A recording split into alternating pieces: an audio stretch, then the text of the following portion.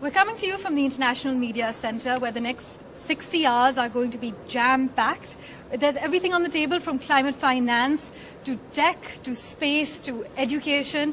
And to help us understand what this G20 is about and the agenda of this G20 in New Delhi, we have the research group who's been independently analyzing the G20 summits from the University of Toronto.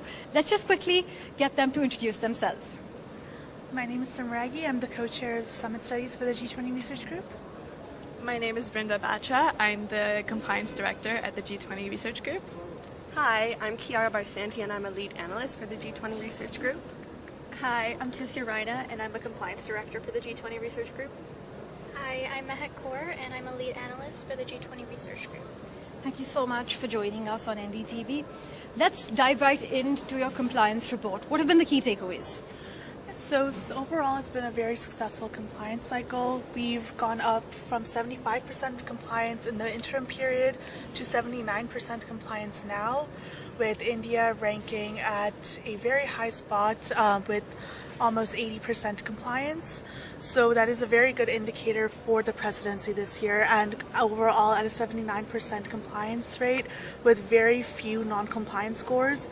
It does indicate that every single G20 member, whether it be the Global South or the Global North, are equally taking action towards the most important issues that are facing the world. So we did try to make a compliance report that overall covered all the important commitment areas that we do think the G20 as a whole was representative of. So the fact that we've had such positive compliance rates for all of these issue areas really does indicate a very positive upward trajectory for the entire group as a whole. Are you hopeful that there's going to be a joint communique, a New Delhi declaration by the end of these 60 hours? I do think so. I think the G20 has shown in the past that despite geopolitical regional issues, that it is, after all, a group that represents the world as a whole. The G20 brings together both developed and developing nations, the world's largest economies, representing 80% of the global GDP. It is a huge responsibility that I think the G20 ultimately does recognize. And despite partisan issues, I think ultimately there is a very good indicator that there will be a joint communique, as was done in Bali last year as well. Well, fingers crossed. Let's see how the next 60 hours play out. Any key takeaways you would like to add to the consensus, or anything that stood out for you? Yeah, so I've been researching macroeconomics and with a focus on fiscal sustainability and price stability. And we're able to achieve a compliance rate of 78% for all the countries, which is really an improvement and a really great thing to see.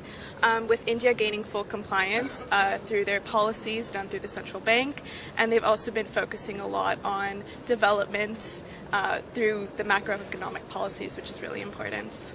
When you landed in India, were you pleasantly surprised?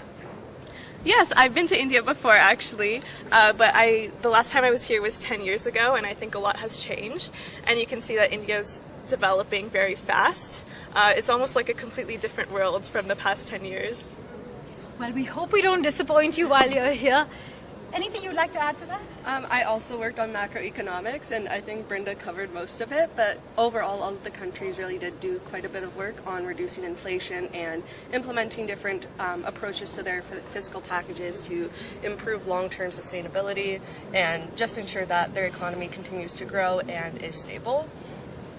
Right. So they actually focused on the macroeconomics aspect of it. We also have two members from the research group who focused on the agriculture aspect. What did you find out? So India is doing quite well in terms of food and agriculture. In total, we've had an 83% compliance across all countries.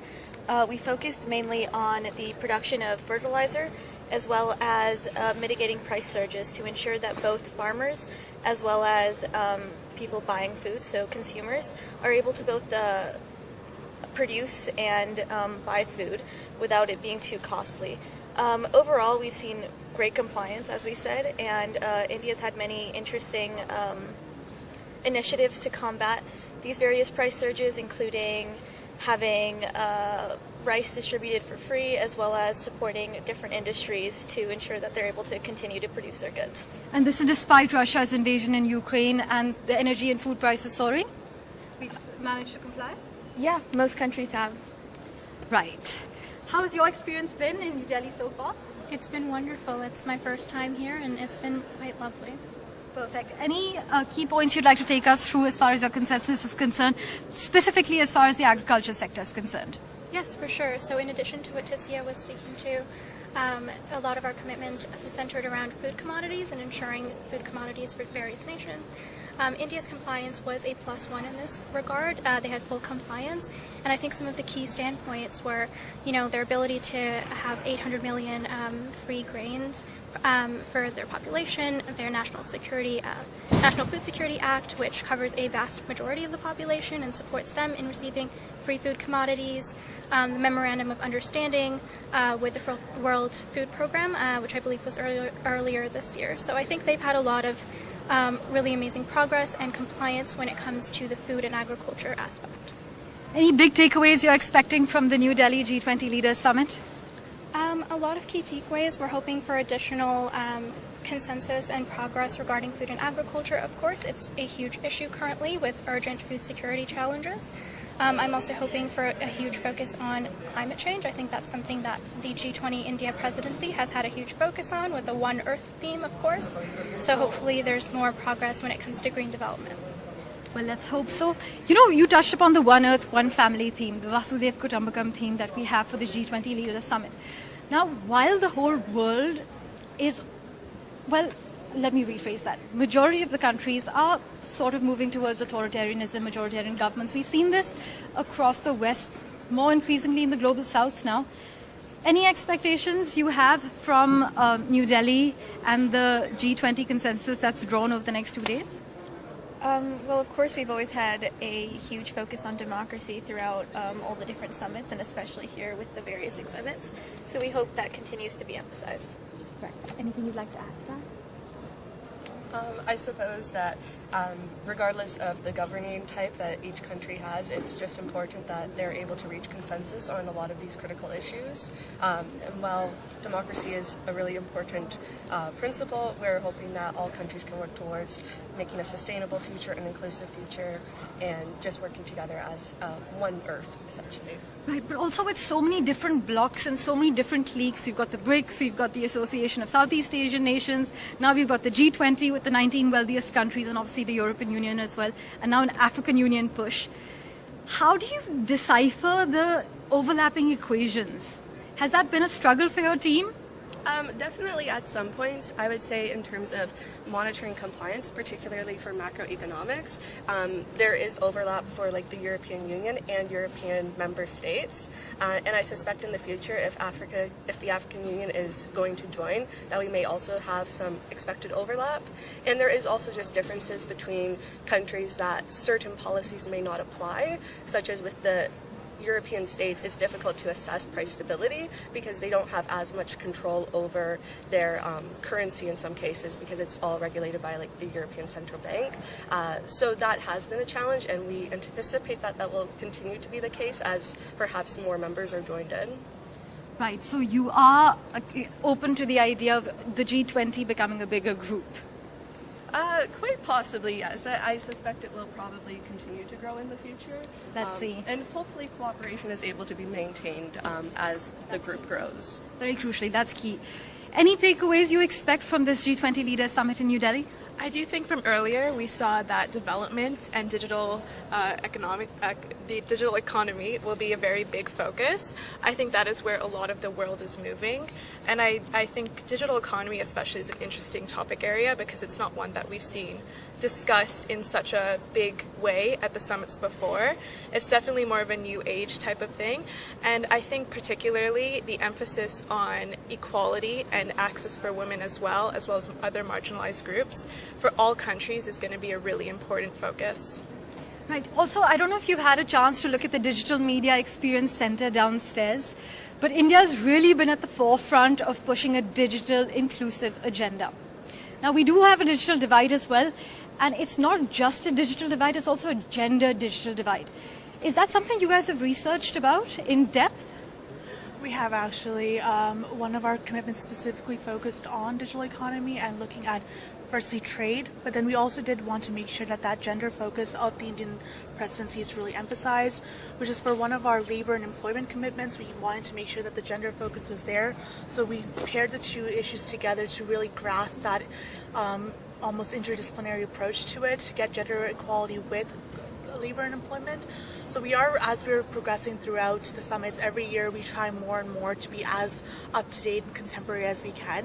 So with this specific presidency, we're seeing this large focus on women-centered development and digitalization with that emphasis on gender equality. So I think moving forward, that's going to be more and more of a focus for us as the group itself grows.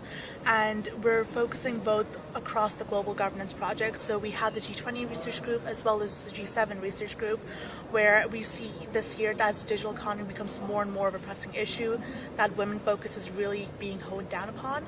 So we've already just begun that process of emphasizing that with the G7 research group. And now as the summit ends within these 60 hours, we are making our aim to make sure that that focus is retained for the next compliance cycle, so that we really do grasp that theme and the very deep focus that the Indian presidency has promoted throughout this entire year. Well, as we wrap, I'm going to ask each one of you one by one, what's the most conspicuous and telling absence from this summit for you? It's difficult to say. I think really focusing in on that global approach. I think this summit likely is better than most in the past on getting that global approach, as we get so much participation from the African Union, from South America. So I think it's just more and more opportunity to grow, to bring more and more of the world into discussion, to really promote that on such an important stage where we make up 80% of the global GDP, to really continue promoting those voices. The most telling absence? Any particular names you can pass if you want?